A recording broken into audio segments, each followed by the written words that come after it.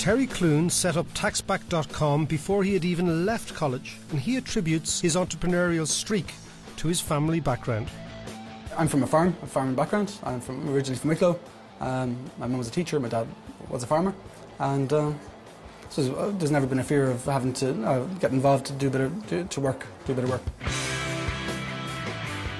Terry was selling fertiliser bags to lumber yards by the age of 7, and in college he organised work for 200 fellow students in Germany.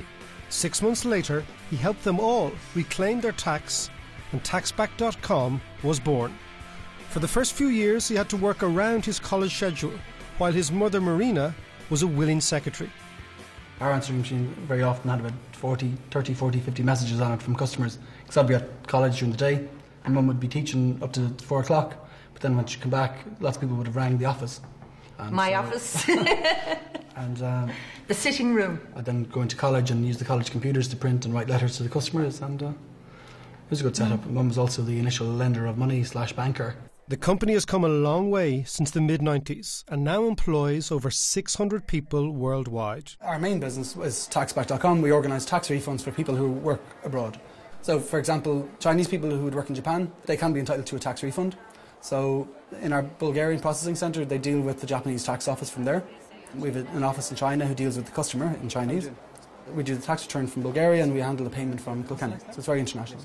The growth for our business has always been not to look at the Irish market, to look outside of Ireland.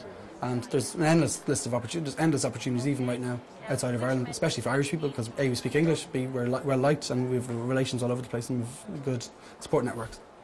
I hired our first staff in 1997, straight after college. First person I interviewed, I married. This is my wife Kate, but we didn't get married until about 8 years afterwards. It took her a while to come around to my way of thinking.